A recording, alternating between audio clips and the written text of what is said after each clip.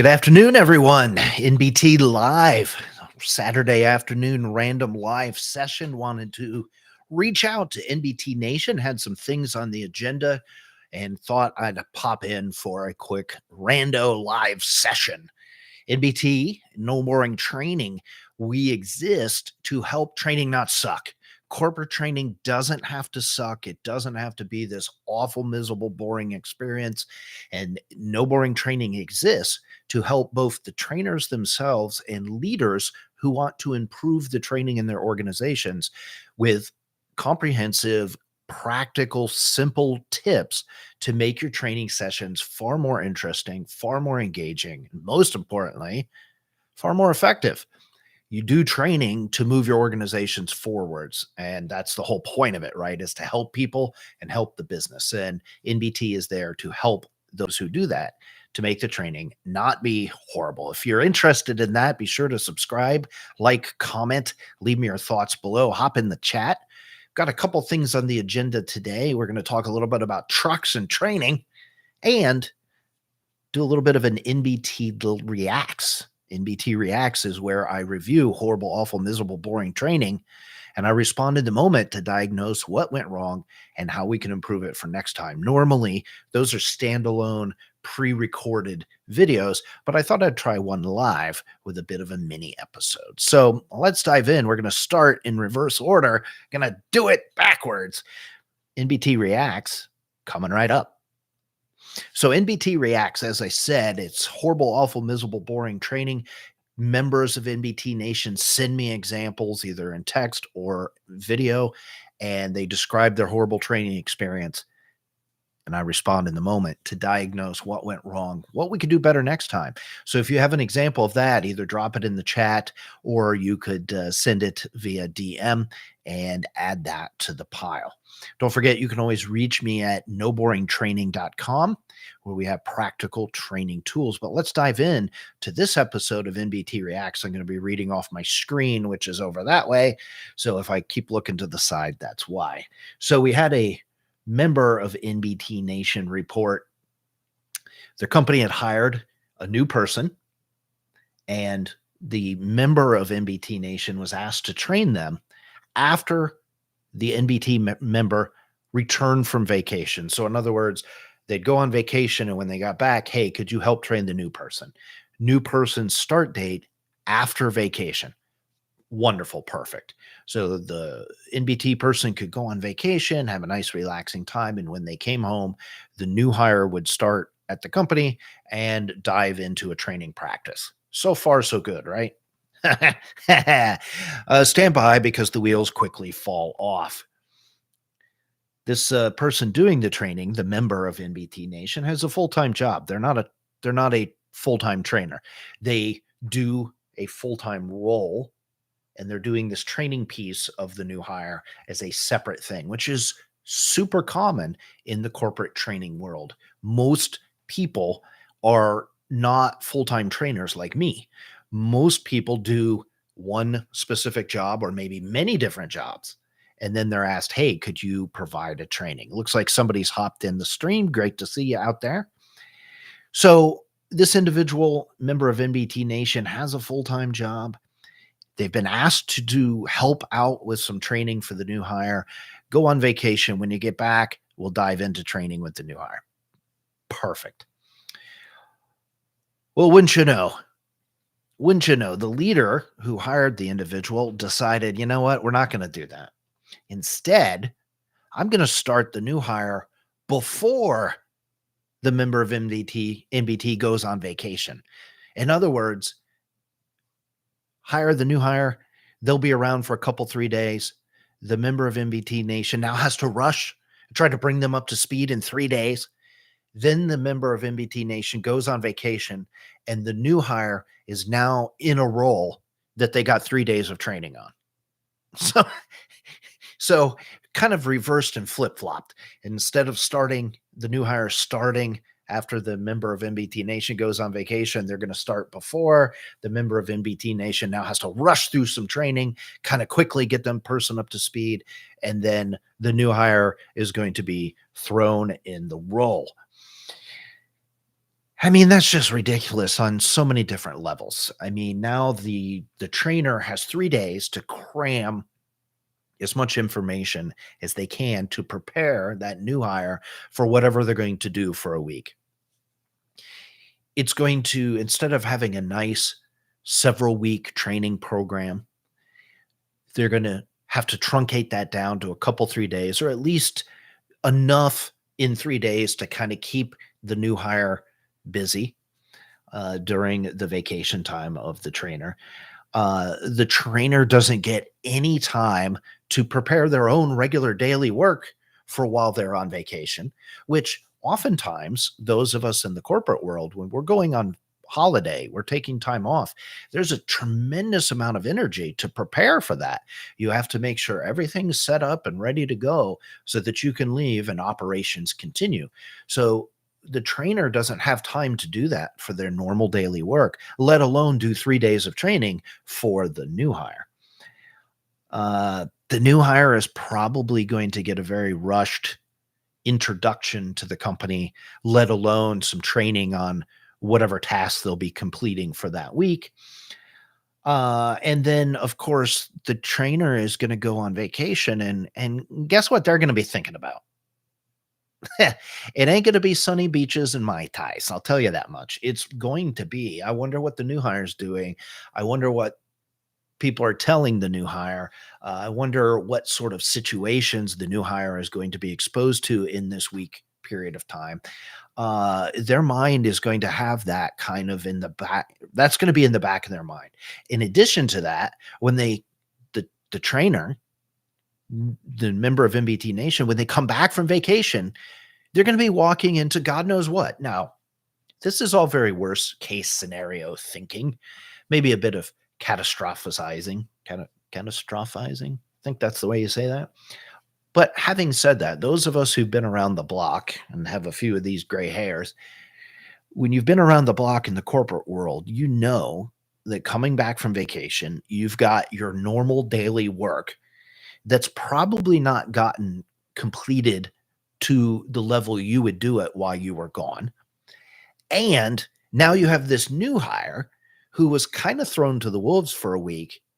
And what were they told? What sort of bad habits might they have picked up? What sort of, hand me down information might they have gathered along the way?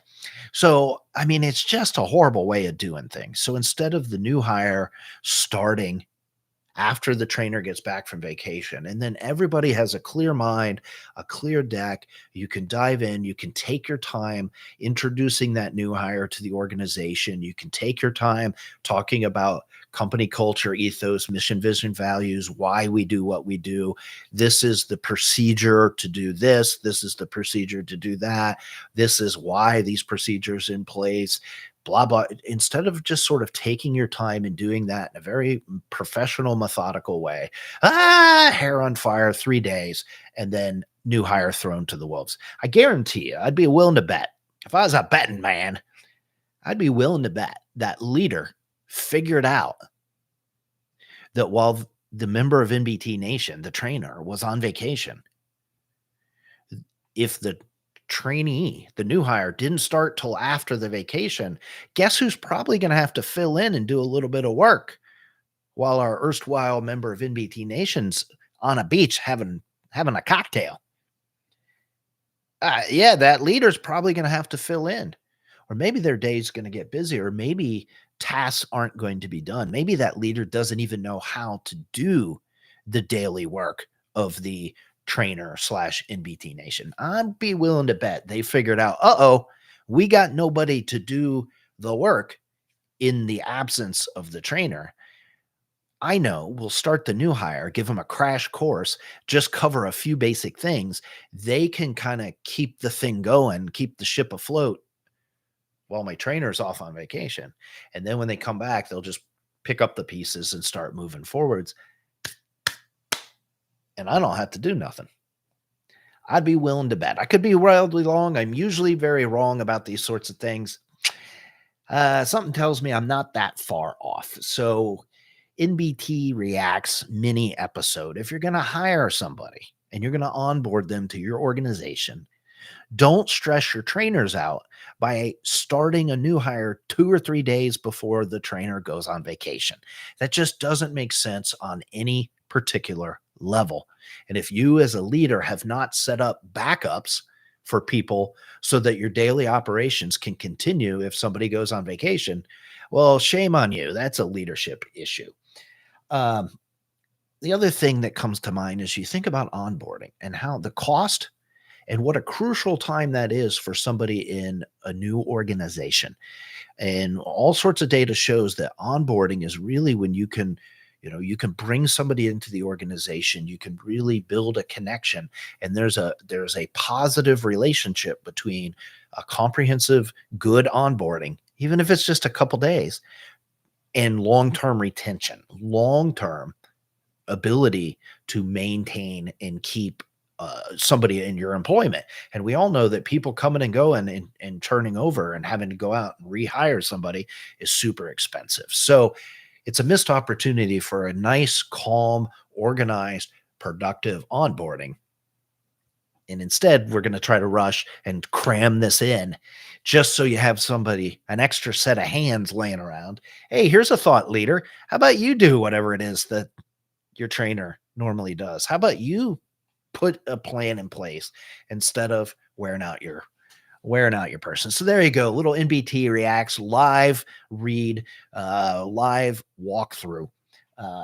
If you like diagnosing horrible examples of training, this was a live read, so it's maybe not quite as polished and as smooth as the normal recorded episodes. But if you like the recorded episodes, look for a playlist on the channel called NBT Reacts, and you can go through the back catalog. There's 6, 7, 8 different examples of horrible, awful, miserable, boring training.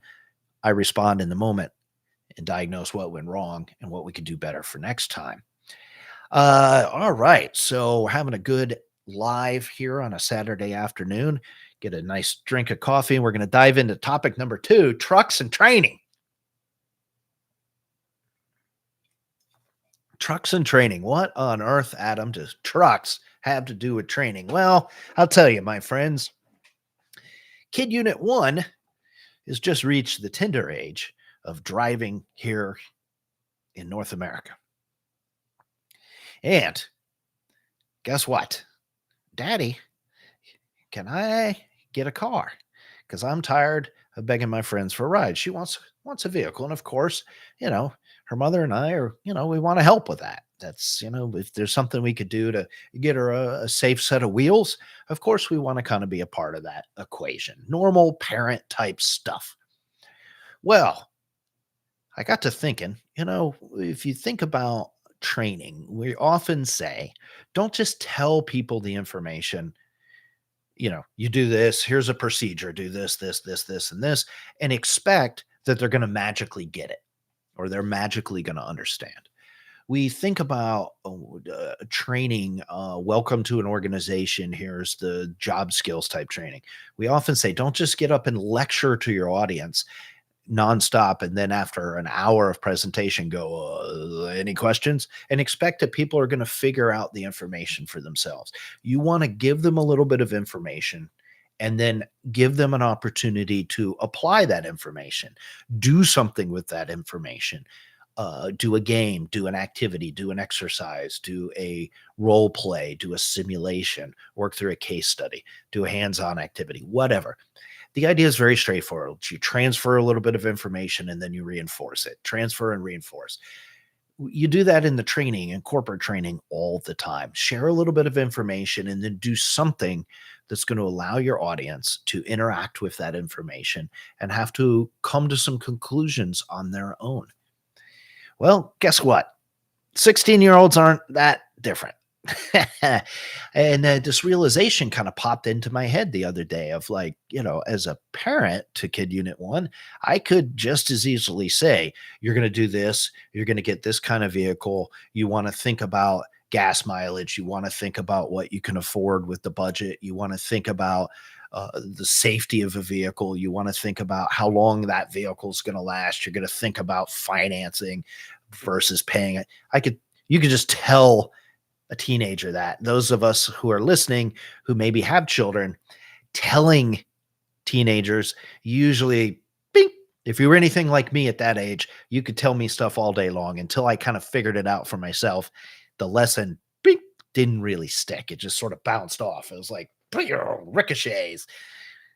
And Kid Unit 1 is just the same. And I suspect those of you who have children out there are nodding your heads in agreement, going, yeah, you can tell them stuff all day long and until they figure it out for themselves.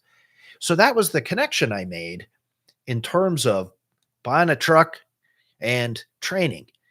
And so it's been an interesting process. I'll get into it in a different live, in a different episode, but we're going to kind of go down the rabbit hole of some of the different things I've done in an effort to teach Kid Unit 1 about fuel economy, out of pocket versus financing. Say, as you think through all this stuff, evaluating the pros and cons of a specific vehicle, I'm going to walk through how I've done that in an effort to help her kind of connect the dots, but I'm going to use that as a metaphor to apply it towards what you could do with that in terms of corporate training.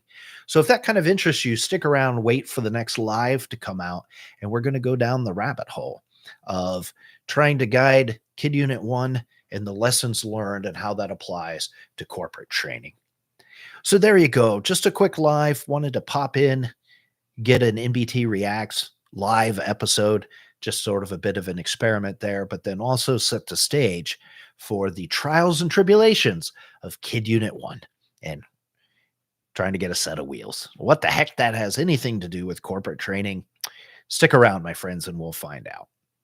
This has been NBT Live. If you found this interesting, be sure to subscribe so you get notifications the next time I go live. Doing it sort of randomly now. I'm going to try to get into a schedule of doing live events. If you are looking to improve the corporate training in your organization, or you do training, or you're new to training, maybe you've just pivoted over from the education side of things, you're a new corporate trainer. If you're just looking for some tips on how can I make my corporate training more interesting, be sure to subscribe, follow me here. I can also be found on LinkedIn at Adam Spact, where you can follow me and get free daily training tips. And of course, visit me at noboringtraining.com. Hope you found this interesting, helpful. Hopefully everybody's having a great day. Talk soon.